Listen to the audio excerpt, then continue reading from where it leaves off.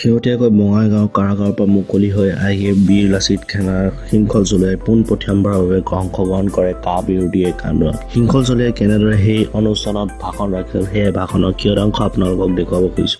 খিলঞ্জীয়া মানুহৰ নেতৃত্বত হ'ব আৰু বিজেপি জীৱনত অসমত আৰু সিহঁতি চৰকাৰ বনাব নোৱাৰে সেই কথা খাটাং হৈ গৈছে। আমালে অফাৰ আহিছে বিজেপিত জইন কৰিবলৈ। যেনেকে আপোনাৰ এমাজন ফ্লিপকাৰ্টতে অফাৰ দিয়ে, আমালেও অফাৰ আহিছে 100% ফ্ৰী বুলিয়ে কৈছে আমাক। কিন্তু আমি কলো আমি কোনোবা মাৰ্কেটৰ আলু পিঁয়াজ নহয়, আমাক পইচা দি আমি বিকি যাম। খবৰদাৰ কা বাতিল কৰিব লাগিব। কা নেমানো আমি। RSS কি ভাবিছিলে গম পায়? RSS ভাবিছিলে লাচিত সেনাৰ বীৰ লাচিত সেনাৰ সৈনিকৰ সংখ্যা কম, তহঁতি যদি টেঙৰ আমিও টেঙৰ। আমাৰ সৈনিকৰ সংখ্যা কিমান আছে এতিয়াহে গম পালে, কাৰণ RSSৰ সদস্য আছে, বীৰ লাচিত সেনাৰ সৈনিক আছে। আমি সৈনিকৰ পোছাক পিন্ধি আছো আৰু পিন্ধি থাকিম। যেতিয়ালৈকে কা বাতিল নহয় তেতিয়ালৈকে আমাৰ সংগ্ৰাম চলি থাকিব। জেলত ভৰাই ভয় খুৱাবলৈ আহিছে। জেলত থাকিব পালে ভালেই পাওঁ, অলপ কিতাপ চিতাপ পঢ়িব পাওঁ। ঘৰত থাকিলে কিতাপ পঢ়িব নোৱাৰো, বহুত মানুহ আহি থাকে। আৰু সৰ্বানন্দ সোণোৱালক বিশেষ ধন্যবাদ, মোক জেলত ৰখাৰ বাবে। বহুত কিতাপ পঢ়িলো, মোৰ জ্ঞানো অলপ আপোনাৰ কাৰণে বাঢ়ি আহিলে। আপোনাক ধন্যবাদ দিছো। অনাগত দিনত এখন ঐক্যবদ্ধ সংগ্ৰাম হ'ব। এই সংগ্ৰামত পুলিচে মাৰিব, পুলিচে গুলিয়াব, কিন্তু অসম পুলিচক কৈ দিয়া হৈছে তহঁতৰ পুলিচৰ গুলি শেষ হৈ যাব, অসমীয়াৰ বুকু শেষ নহয়। ওলাই আহিছো মৰিবলৈ, ওলাই আহিছো যুদ্ধ কৰিবলৈ, সংগ্ৰাম কৰিবলৈ। মৃত্যু আমাৰ কাৰণে স্বৰ্গ হয়, মৃত্যু আমাৰ কাৰণে গৌৰৱ হয়। আমাক মৃত্যুলে ভয় নোপাবি। যেতিয়াই গুলিয়াই মই প্ৰথম বুকু শৃংখল চলিয়াই পাতি দিব, সেইটো কথাও কৈ দিছো। অনাগত দিনত এতিয়া আপোনালোকে মাত্ৰ এই সংগ্ৰামখন 2021 চনলৈকে চলাই নিব, যাতে 2021 জাতিদ্ৰোহী কেইটাই আকৌ ৰঙা লাইট লগাই ঘূৰিব নোৱাৰে। তাৰ কাৰণে কিন্তু আপোনালোকে ব্যৱস্থা কৰিব লাগিব। অতুল কেশৱ ফণী 3 জাতিদ্ৰোহী, সেই 3 জাতিদ্ৰোহীয়ে অসম নামৰ মাজনীক দিল্লীৰ ওচৰত বিক্ৰী কৰি দিলে। অলপো লজ্জা নাইকিয়া এই 3জন। আৰু সমান্তৰালভাৱে বিজেপিকেও, AGPকো সমান্তৰালভাৱে ৰাইজে বৰ্জন কৰক, কাৰণ AGP আমাৰ আবেগৰ লগত খেলিছে, AGP আমাৰ আবেগত ঠগিছে। AGP 855জন শ্বহীদক ঠগিছে। শ্বহীদৰ তেজৰ মূল্য আমি দিব লাগিব, কিন্তু আমি দিব লাগিব শ্বহীদৰ তেজৰ মূল্য। অনাগত দিনত দিল্লী দিছপুৰাণী এই ফিল্ডত খাৰা কৰি দিব পৰা নেতা বনাব, যাতে দিল্লীৰ আগত আঁঠু কাঢ়ি কাণত ধৰি এনেকে যাতে থকা নেতা নবনাব। আৰু এই কলা পেণ্ট বগা চাৰ্ট পিন্ধাকো নবনাব। আৰু আলোচনা দিল্লীত কিহৰ আলোচনা?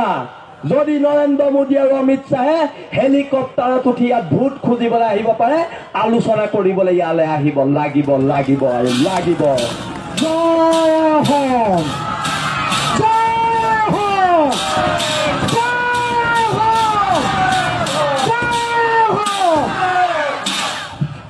আজি দিল্লীত হোৱা আলোচনালে কিন্তু আমি নেযাওঁ।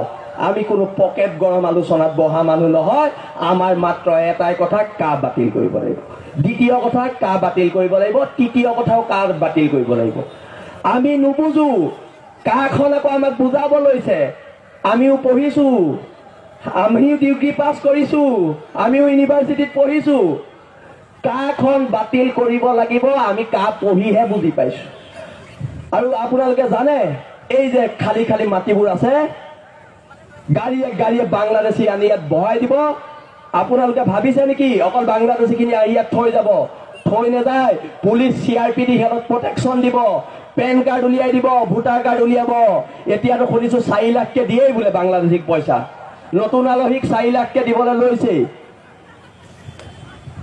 এই যে আমাৰ যুদ্ধখন চলি আছে, কাৰ কাৰণে চলি আছে এই যুদ্ধখন ইয়াত যে বহি আছে এই সৰু সৰু ল'ৰা ছোৱালী কেইটা ইহঁতৰ কাৰণে কৰি আছো যাতে তোমালোকক ভৱিষ্যতে বাংলাদেশে মাৰিব নোৱাৰে আমি সেই কাৰণে কৰি আছো সেইকাৰণে যুদ্ধ কৰি আছো আৰু তোমালোকৰ ককাইদেউহঁত আছে চিন্তা নকৰিবা অসম বাচিব বাচিব আৰু বাচিব 17 বাৰকে মোগল খেলা জাতি হয় মোগল খেলা জাতি আমি এই বাংলাদেশী গিৰা খেদিবলৈ বৰ বেছি সময় প্ৰয়োজন নহয় সেইটো কথা বিজেপিয়ে জানি থক এতিয়া চক এবিভিপিৰ নেতায়ে আমাৰ হেংদাঙক অপমান কৰিব লৈছে আমাৰ হেংদাঙৰ কথা বেয়াকে কৈছে খবৰদাৰ আমাৰ হেংদাঙৰ কথা কোনো বেয়াকে নকবি ক'লে কিন্তু ইয়াৰ উত্তৰ দিয়া হ'ব হ'ব আৰু হ'ব লাগিলে জেলত দিও আকৌ লাগিলে গুলিয়াই মাৰো তহঁতৰ কথা কিন্তু আমাৰ পূৰ্বপুৰুষসকলক আমাৰ শ্বহীদসকলক অপমান কৰিবলৈ দিয়া নহ'ব নহ'ব আৰু নহ'ব আজি আপোনাৰ যিটো বাংলাদেশী 4 লাখকে পইচা দিম বুলি কৈছে সেই পইচাখিনি নিয়ম মতে বিজেপিয়ে কাক দিব লাগিছিলে সেই পইচাখিনি বিজেপিয়ে দিব লাগিছিলে বানপানীত ঘৰ হেৰুৱা মাটি মানুহখিনিক দিব লাগিছিলে মানুহখিনিক আজিও আমাৰ দিচাংমুখৰ ফালে আজিও আমাৰ শিৱসাগৰত কিমান মানুহ বটাৰীৰ ওপৰত আছে কিন্তু খিলঞ্জীয়া ভূমিপুত্ৰ চৰকাৰ এখন নহয় সিহঁতে মাটি দিব বাংলাদেশীক কিন্তু আমাৰ ইয়াৰ ভূমিপুত্ৰ খিলঞ্জীয়া মানুহক মাটি দিবলৈ সময় নাই সেইকাৰণে কৈছো এইখন চৰকাৰ এই চৰকাৰখন হৈছে অনা অসমীয়াৰ চৰকাৰ অনা অসমীয়াৰ চৰকাৰ ইয়াৰ আগৰ বছৰ ফেব্ৰুৱাৰী মাহত এজন অনা অসমীয়াই অসমীয়া ল'ৰা এটা শিৱসাগৰত চুৰি মাৰি দিছে চুৰি মাৰাৰ পিছত অসম পুলিচে সেই অনা অসমীয়াটোক একো কৰা নাই তাৰ প্ৰতিবাদ কৰাৰ কাৰণে আমাক জেলত ভৰাই থৈছে 31 দিন সেই জেলৰ পৰা যোনদিনা ওলাই আহিছো ওলাই আহোঁতে মোক এজন কৈছে দাদা আপোনাৰ কম্বলখন থাকি গ'ল মই এখন থৈ দে কেব আহি আছে মই আকৌ আহি আছো এখন থৈ দে কেব আহি আছে মই আহি আছো মই বুজাই দিলো খালি মোক জেলখনে হলাই দিলে বৰপেটাত দি দিলে শিৱসাগৰত নিদি এতিয়া অনাগত দিনত এই প্ৰতিবাদী কণ্ঠক যাতে কোনো ৰুদ্ধ কৰিব নোৱাৰে এফালে অসম নামৰ মাজনী এফালে বিজেপিয়ে দিয়া এটকীয়া চাউল গেছ তাৰ পিছতে কি ঢেৰ কিবা কিবি দিছে নহয় এখন আপোনালোকে দগা পাল্লা ল'ব বিজেপিয়ে দিয়া বস্তু আৰু এফালে অসম নামৰ মাজনীক বিজেপিয়ে কিনিব নোৱাৰে আৰু নোৱাৰে অসমীয়া জাতি বিক্ৰী হোৱা জাতি নহয় যোদ্ধা জাতি হয় বিজেপিৰ এইবিলাক গ্ৰহণ নকৰিব আৰু আপোনালোকৰ অঞ্চলৰ যিকেইজন মানুহে বিজেপি এতিয়াও কৰি আছে সামাজিকভাৱে বৰ্জন কৰক যি নিজৰ ঠাইৰ মানুহক ভাল পাব নোৱাৰে যি নিজৰ মাটিক ভাল পাব নোৱাৰে সি দেশৰ কি হ'ব পাৰিব সি দেশৰ কেতিয়াও হ'ব নোৱাৰে আৰু আজিকালি এটা নতুন ফেশ্বন চলিছে বিজেপিৰ ফালে কোৱাখিনি দেশভক্ত আৰু বিজেপি এগেইনষ্টত কোৱা সব পাকিস্তানী বিজেপি এগেইনষ্টত ক'লে সব পাকিস্তানৰ ছাপোৰ্টাৰ আৰু আজিৰ দিনত বিজেপিয়ে গম পাই গ'ল যে অসমৰ ৰাইজে 2021ত সিহঁতক টাটা বাই বাই এতিয়া দি দিলে সেয়েহে এতিয়া কৈ আছে আমাক এঘৰীয়া নকৰিব আপোনালোকে কাহ বাতিল কৰক আপোনালোকক আকৌ ঘৰত সোমাবলৈ দিয়া হ'ব কথাটো ইমানে কাহ বাতিল কৰিব লাগিব সেইটো একদম স্পষ্ট কথা আৰু আমি দুখীয়া মানুহ কিন্তু দুখীয়া হলেও আমাৰ আত্মসন্মান আছে হ'ব পাৰো আমি দুখীয়া আমি কাৰো গোলাম নহয় আঁঠু কাঢ়ি অধিকাৰ খোজা অসমীয়াৰ নিয়ম নহয় এতিয়া যি এক ৰাজনৈতিক শক্তিৰ কথা ওলাইছে সেই ৰাজনৈতিক শক্তি কিন্তু 2-4 জন মানুহে নিৰ্ধাৰণ কৰিব নোৱাৰে সেই ৰাজনৈতিক শক্তি নিৰ্ধাৰণ কৰিব অসমৰ জনগণে অসমৰ খিলঞ্জীয়া ভূমিপুত্ৰ মানুহে আৰু ৰাইজ এইবাৰ আপোনালোকে নেতা নিৰ্বাচন কৰি নপঠিয়াব এইবাৰ সংসদলৈ বিধানসভালৈ সিংহ পঠিয়াব সিংহ যাতে অমিত শ্বাহ আৰু মোদীক ক'ব পাৰে খবৰদাৰ অসম তহঁতৰ বাপেৰ সম্পত্তি নহয় ক'ব পাৰিব লাগিব ৰাইজ আমাৰ এতিয়া প্ৰদীপ দত্তৰয় অসমীয়া জাতিক সি বৰাকৰ পৰা ধমকি দিছে তাৰ ওপৰত এজাহাৰ দিয়া হৈছে প্ৰদীপ দত্তৰক কিন্তু এৰেষ্ট কৰা নাই মোক শিৱসাগৰত এবাৰ এৰেষ্ট কৰিছে এবাৰ ডিব্ৰুগড়ত এৰেষ্ট কৰি বৰপেটালৈ পঠিয়াইছে কাৰণ আমাৰ ভুল কি আমাৰ ভুল আমি খিলন দিয়া ভূমিপুত্ৰ আৰু